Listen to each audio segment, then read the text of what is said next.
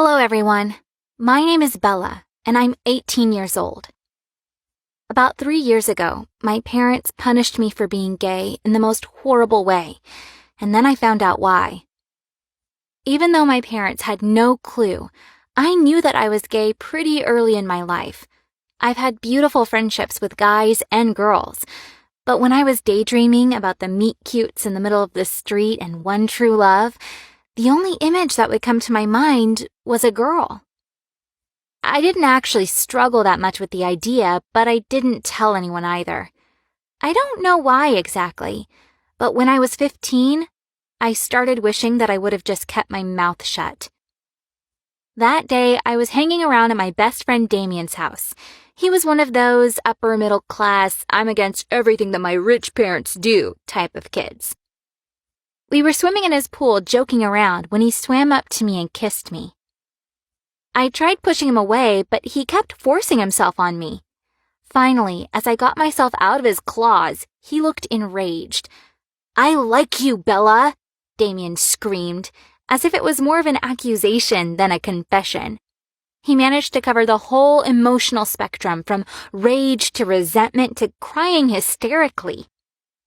I still felt like I owed him an explanation, so I came out to him. "Damien, I'm gay." His reaction was mostly saying, "Oh," and then proceeding to swim and play around as if this whole situation had never happened. I went home that very evening, sat in my room reading a book, not really pondering what had happened earlier, when my father came in. His face looked mysterious, like I couldn't really read what he was thinking. As if he had 3 different emotions at the same time. He said, "Pack your bags. You and your mom are going on a trip tomorrow." That was obviously strange as we didn't really travel much, but I knew better than to disobey my father as he could be a little bit dictator-like if you started questioning him. The next morning, my mom came into my room and said that we were going. I tried interrogating her on where, but she wouldn't budge. As we were driving, my sweet mom was silent as a mouse. Finally, we arrived at this strange institution that looked like something between a camp and a mental ward. We went into an office where a middle-aged woman was sitting as if she was waiting for us. "Hello, Karen," she greeted my mom. As I was looking around the room, it dawned on me. I felt my heart sinking to the ground. I looked at my loving mom who wouldn't even make eye contact with me. The woman, the counselor, smiled at me with this horror movie smile and said, "Follow me. I'm gonna show you to your room. My mom didn't even say goodbye. I sat in a strange room on a bed that now belonged to me for I don't know how long and tried to grasp the idea that my mom had just drove me and left me in conversion therapy. One of those radical institutions that try to manipulate and abuse you to change your sexuality. That night I barely slept because I felt like I had nobody in the entire world, and I knew I'd been betrayed by none other than my best friend. The next month was a nightmare. I had no way to contact the outside world. Every morning, the counselor gave me unknown medication that made me dizzy and weak. Then I'd have to endure this intense group therapy where we were forced to reveal our most intimate thoughts and then be punished for them. We had to learn to hate ourselves. Sometimes they'd invite us one by one into the room and force us to look at straight adult films. As the counselor kept telling me that I'd rot in hell for being gay, I felt like I was already in hell. It actually started working. Just maybe not exactly in the way they imagined. I did hate myself. Every time I'd look at another girl in the camp, I felt disgusted. I wanted to throw up or to run away just to keep myself from thinking the thoughts that were straight from the devil's mouth. When I arrived, I befriended this one girl, Sally, who was about the same age as me. But as we spent more and more time in these horrific lessons, we started turning on each other. One time, I heard her in the bathroom talking on the phone, which was not allowed. She sounded happy and, God forbid, in love. Rage came over me. It was so unfair and unjust that someone got to experience happiness, but not me. I ran straight to the counselor's office to tell on her, but I was mortified by what I found in there. As I walked up to the door, I heard moaning. Not the pray the gay away kind of moaning. I opened the door to see 2 women on the table, kissing, caressing each other. I immediately understood that one of them was the counselor. But the other seemed familiar to me too. Her long brown hair, her skinny legs, and the long, colorful skirt.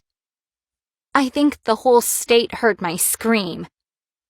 I screamed so loudly that the 2 women jumped from the table and nearly fell out of the window.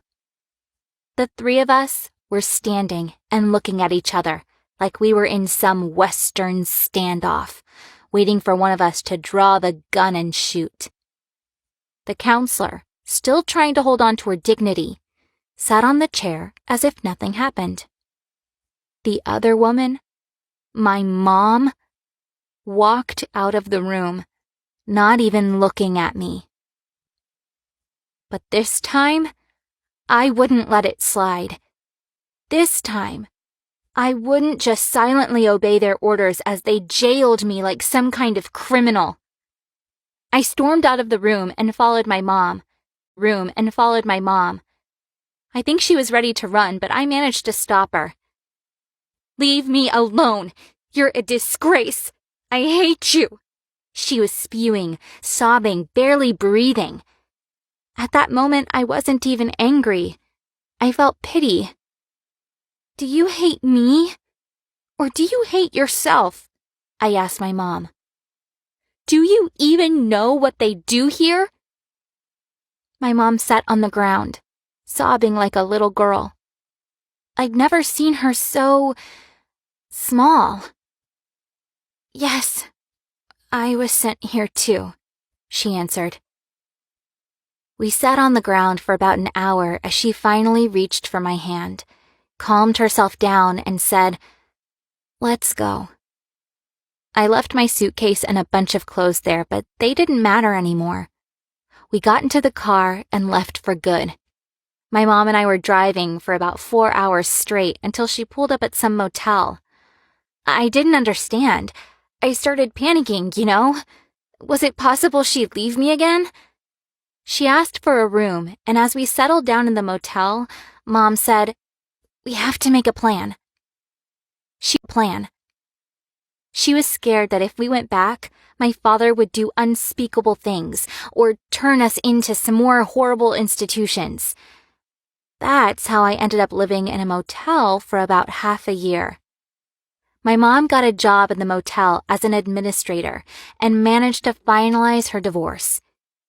I didn't see my father again. I didn't even get my stuff from home as he simply threw it all away.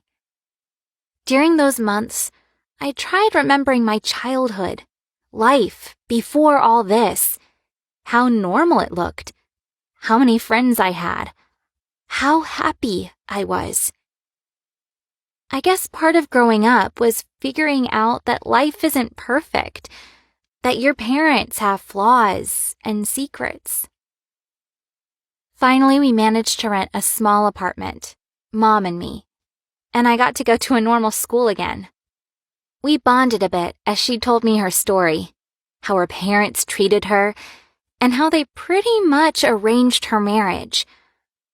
I managed to deal with what happened to me in that camp, and even got myself my first girlfriend this year.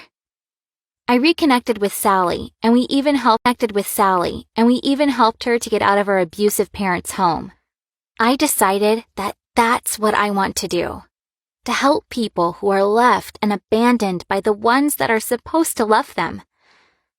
The only thing I regret is that my mom never got the support she needed.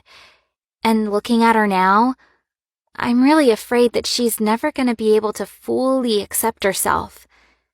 And that's what everybody deserves.